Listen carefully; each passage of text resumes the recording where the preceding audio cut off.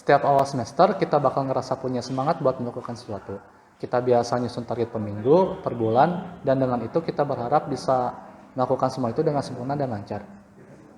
Tapi ketika di tengah-tengah semester, semangat itu perlahan pudar dan menghilang. Kita ngerasa stres, gugup, dan pengen menyerah. Dan rasanya tuh waktu pengen cepat-cepat berlalu dan berharap semester berikutnya datang. Dan kita punya semangat lagi untuk melakukan beraktivitas. Dan siklus pun akan berulang.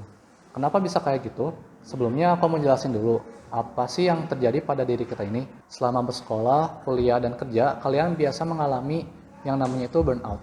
Burnout itu kondisi di mana kita ngerasa lelah secara mental dan fisik, dan itu datangnya dari kita melakukan kegiatan yang secara terus-menerus gitu. Kayak belajar, kerja, nugas, ujian, dan sebagainya.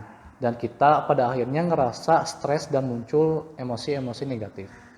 Akibatnya kita kehilangan kontrol dengan apa yang kita lakukan. Kita baru ngerjain tugas pertama, muncul tugas kedua, muncul tugas ketiga, dan seterusnya. Kita bakal sulit mengontrol deadline-nya itu mau kapan, kita bakal kesulitan untuk mengontrol outcome apa yang pengen kita capai dari apa yang kita kerjakan. Kita bakal ngerasa bahwa pekerjaan yang kita lakukan itu sia-sia dan gak ada gunanya. Jadinya apa yang kita lakukan itu seperti dipaksa dan rasanya itu pasti nggak enak. Nah, gimana sih cara agar kewajiban itu tidak menjadi beban? Jadi gini teman-teman, kita tuh ngerasa terbebani karena kita ngerasa ini bukan keperluan kita. Contohnya, kamu pengen jadi dokter.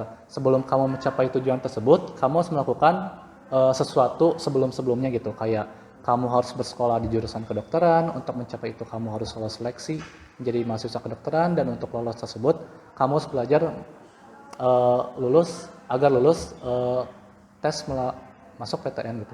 Apakah itu sebuah beban? Jelas bukan jika kamu berpikir, jika aku melakukan ini, aku akan mendapatkan apa yang aku inginkan. Kamu mengerti apa konsekuensi dari apa yang kamu inginkan. Intinya kita tidak akan terbebani jika kita merasa ini adalah keperluan kita dan kita mendapatkan benefitnya. Balik lagi ke permasalahan kita selama PJJ. Ketika kita ngerasa apa yang kita lakukan itu tidak bermakna dan melakukan sesuatu pekerjaan seperti dipaksa, ini biasa terjadi dalam pikiran kita. Lah ini mah nggak akan belajar lagi di semester depan, lah ini mah nggak akan ngaruh di pekerjaan kita, lah ini mah nggak akan ngaruh di kehidupan kita. Dan pikiran-pikiran serupa yang menurunkan semangat kita untuk melakukan suatu pekerjaan gitu. Atau bisa jadi memang semua yang kita lakukan itu benar-benar tidak ada maknanya. Mungkin itu pertanda buat kita untuk mencoba hal-hal lain. Di kedua kasus tersebut, kita akan ditempatkan di kondisi yang membuat kita stres, galau, sedih, dan emosi negatif lainnya. Jangan lupa juga bahwa belajar dan menuntut ilmu merupakan kewajiban bagi setiap umat muslim.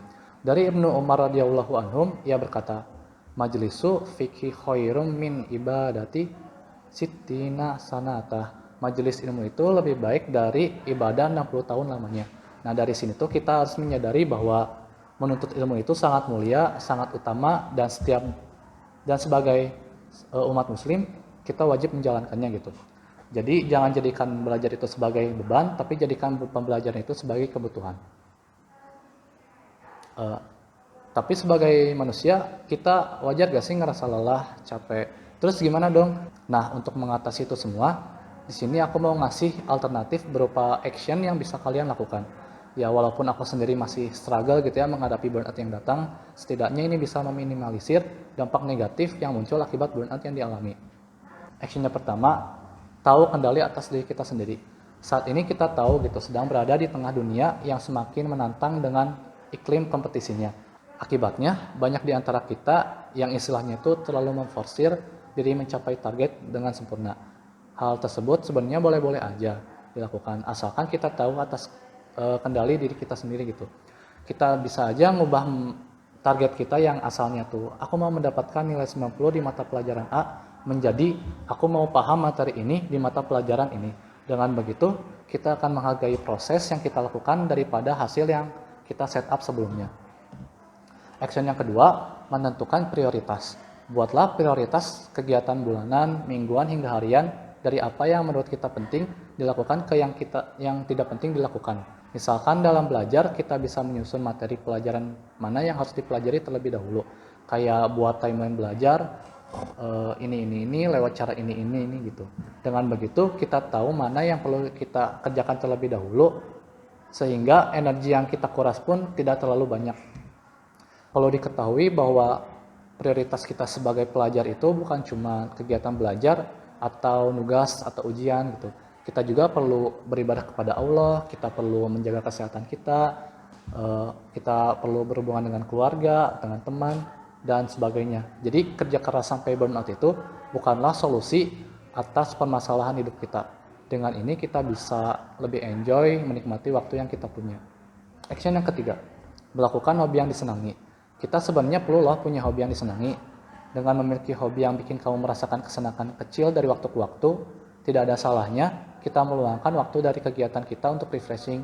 Jangan lupa kita lakukan sesuatu yang baik untuk kesehatan mental kita. Jadi kita tuh nggak usah terlalu fokus dengan apa yang ingin kita lakukan, kita juga perlu gitu menghibur diri dengan melakukan hobi yang kita punya.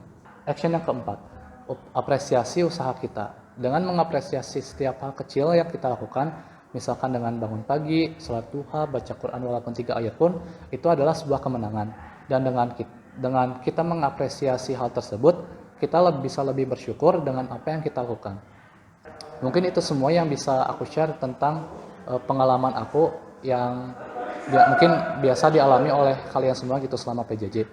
Walaupun aku juga masih belajar untuk memahami diri sendiri, setidaknya dengan apa yang aku lakukan ini bisa meminimalisir dampak negatif yang ditimbulkan. Mungkin ini ada kata-kata terakhir gitu untuk menutup sharing kali ini gitu. Kalau kata lagu The Massive sih, syukuri apa yang ada, hidup adalah anugerah, tetap jalani hidup ini dan lakukan yang terbaik. Wassalamualaikum warahmatullahi wabarakatuh.